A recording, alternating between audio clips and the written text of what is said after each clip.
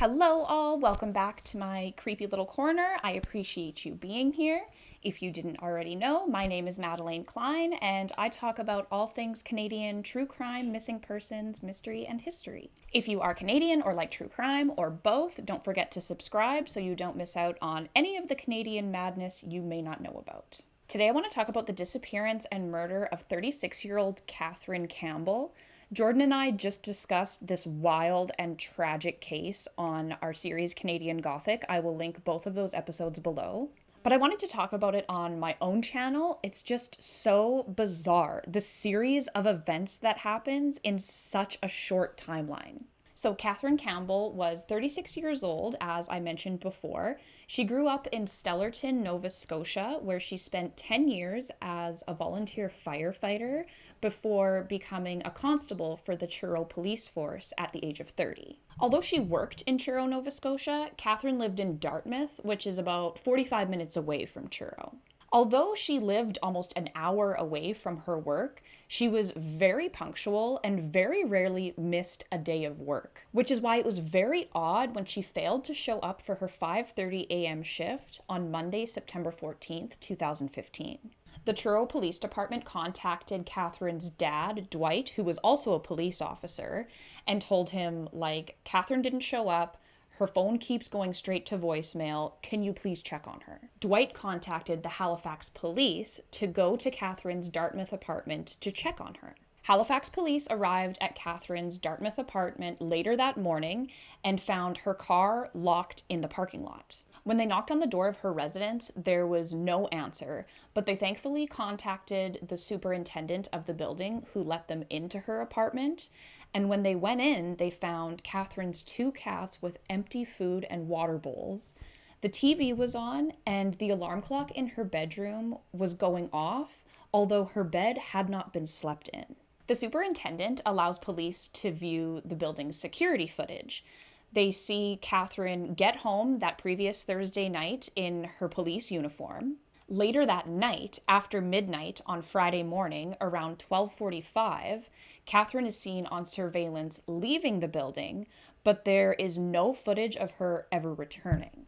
They accessed her laptop and found that the last internet search was for a taxi company. They contacted this company and tracked down the driver who picked her up. He said that he picked her up around 12:45. She mentioned that she was a police officer who had a long week, so she was going out solo to unwind a bit. He did smell alcohol, but didn't find her to be noticeably intoxicated. Catherine was dropped off at the Halifax Ale House in downtown Halifax. When police obtain this information, they head straight to the ale house to talk to the staff and review any security footage. And they find security footage of Catherine with a man in a more secluded corner of the bar. They are all over each other. They're making out and dancing, and they can't keep their hands off each other. One of the bouncers police talked to told them that he actually had to tell them to cool it at one point. Catherine and the man were seen leaving the alehouse together between 3:30 and 3:40 a.m. and got into a cab. The bar staff were able to identify the man in the footage as Chris Garnier, as he had previously worked at the establishment. Chris Garnier was born on November 30th, 1987 in Calgary, Alberta, but grew up in Cape Breton, Nova Scotia. He was 28 years old at the time of Catherine's disappearance. Like Catherine, he was also a volunteer firefighter, but was also involved in the Air Cadets.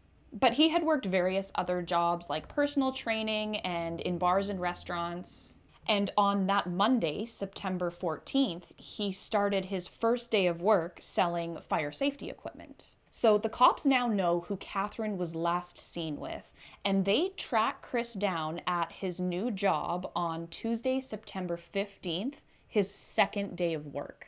At 9 a.m., they speak with him, and Chris tells police that he had broken up with his girlfriend the week prior and was staying with his friend Mitch that Thursday night.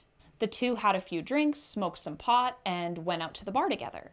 Mitch ended up drinking too much and getting way too rowdy and got arrested and thrown into the drunk tank. Chris told police that he stayed back at the bar, briefly talked with a woman, but ended up going back to Mitch's house alone that night. He went back to Mitch's house, went to sleep, got up the next morning, and left. Police want to speak with Mitch, obviously, but Chris actually calls him first and, very calm, cool, and collected, tells him, "The police were just here talking to me, and they're probably gonna call you too." They do, and Mitch gives them pretty much the same story Chris did. Chris had planned to stay at his place that night. He made up the pull-out sofa bed for him. The two had a few drinks and went out. Mitch told police he got loaded and arrested, and he doesn't even remember being at the ale house. He remembers going to another bar first. When he got home the next day, he noticed that Chris was sleeping on a couch instead of the pull-out bed. Chris had gotten up and left sometime after Mitch had gone to sleep. And when Mitch woke up, he noticed that the blankets and the mattress from the pull-out bed were gone.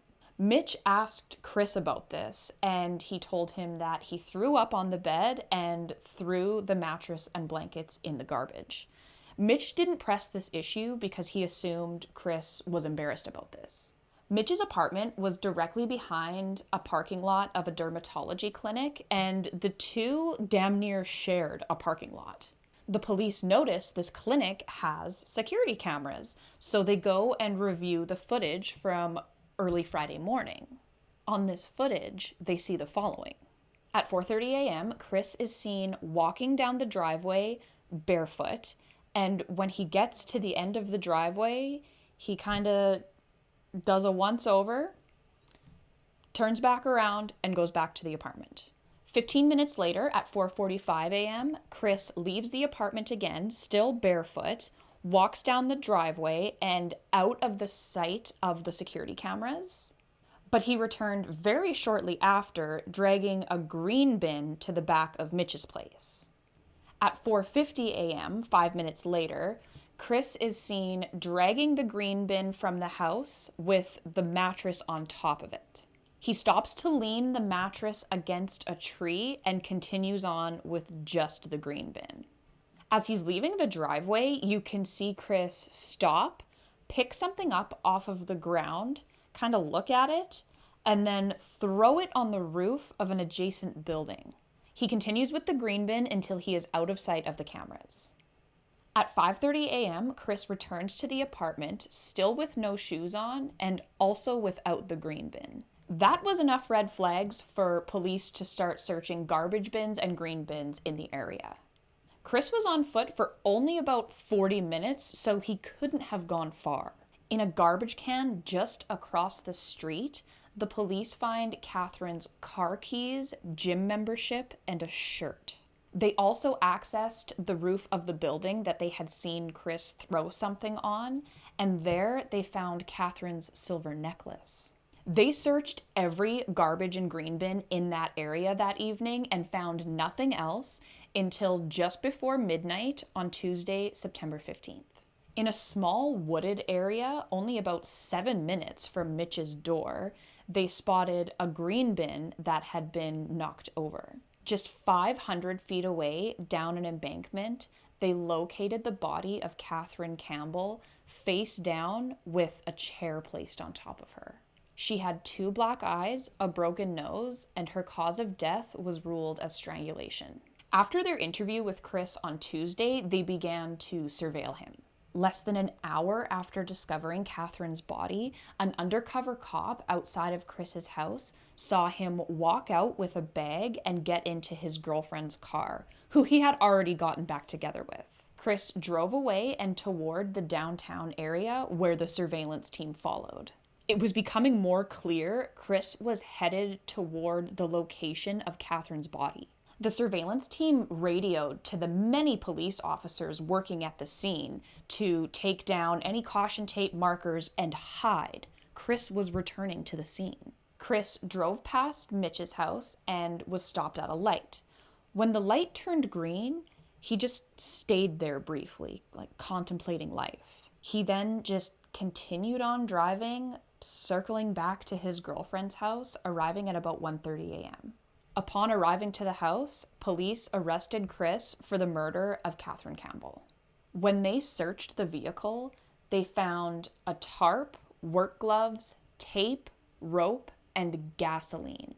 It's suspected he was planning on moving Catherine's body, but probably got scared by the heavy police presence in the area. When Chris is interrogated, he admits to killing Catherine. After arriving at the apartment, Chris said he punched Catherine in the face, but doesn't know why, and admitted to choking her, listening to her gasp for air. He admitted to putting her body in the green bin and dumping it in the wooded area, and that he had plans to move the body, but didn't admit that he had intentions of burning it. So what was the gas for, Chris? This case goes to trial, with Chris pleading not guilty to second-degree murder and improperly interfering with a dead body. As if this case isn't horrific and bizarre enough, here's where it gets really fucked up. Chris hired a very expensive criminal lawyer named Joel Pink, and their defense was Catherine died as a result of consensual rough sex. Chris took the stand himself to testify on his own behalf. He told the court that when he and Catherine got back to Mitch's house, she asked him if he was into domination. They kept making out, and Chris said that Catherine then asked him to choke her. He said he placed both of his hands on her neck for about 30 seconds. He said they then made their way to the pull-out bed, where Catherine asked him to slap her. He said after this, he felt blood on him, ran to get a towel, and when he returned, Catherine wasn't moving. Now, I wasn't there or anything, but this story's got a lot of holes in it and sounds simply made up. I've never choked someone to death, but I'm gonna bet it takes longer than 30 seconds. He also states she remained conscious after that. Also, again, I wasn't there, and people can be into whatever they want to be, but isn't the point of erotic asphyxiation is to engage in it while having sex? I also find it hard to believe that Catherine would lead with these requests so quickly.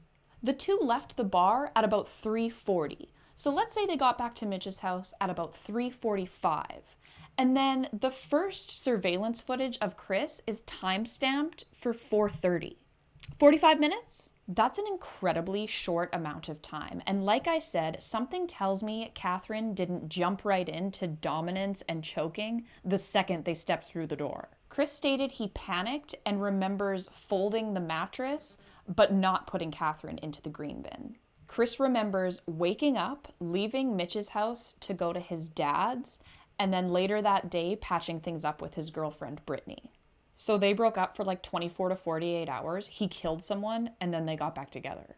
And she stuck with him throughout the entire trial. Yikes. Chris says he doesn't really remember anything, and the defense stated that that was due to the PTSD that immediately set in after realizing Catherine was dead. He claimed her death was an accident and he never meant for her to die. I'm sorry, but if it were truly an accident, first, that's still manslaughter, and second, Chris's following actions would have been much different. If Catherine's death was accidental, why didn't Chris call 911 and try and save her? He was a firefighter and an air cadet. He shouldn't have been afraid of authorities. And also, shouldn't someone with a background such as his be very well versed in CPR? Thankfully, Chris Garnier was found guilty of second-degree murder and sentenced to life in prison without the possibility of parole for 13 and a half years. This trial took 2 years, so he was credited with time served, of course. It was also found out after the fact that Chris's father's Veterans Affairs benefits were paying for his therapy for his PTSD, which rightfully so caused a major uproar. Because there are actual veterans who have actually served the country who are waiting on mental health help and never see it. Whereas a murderer whose father was a veteran got top-notch free service to these benefits. That was thankfully kiboshed, and the rules were actually changed that veterans' families are covered for their benefits unless they're incarcerated. I can't believe how much support Chris got from his family and friends, all of them saying, he's such a caring and kind person, blah, blah, blah. and his girlfriend sticking by him throughout all of this. Crazy to me. It could never be me. But thankfully, a little justice was served, and the judge and jury did not buy Chris's story. And hopefully, when it comes time for him to apply for parole, he is laughed out of the parole office. So that is the wild and tragic story of the murder of Catherine Campbell and the conviction of killer Chris Garnier. Please let me know your thoughts and feelings about this case below. I'm curious and hopeful people share the same outlook as I do. This man maliciously killed her for whatever reason and then lied through his teeth about it. I mentioned before, Jordan and I just talked about this case on our series Canadian Gothic, and I will have both of those episodes linked below.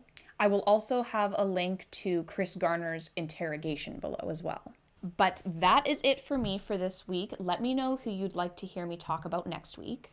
Thank you again for being here. I super appreciate you. Stay safe out there, don't murder anyone, and I will talk to you all next week. Bye.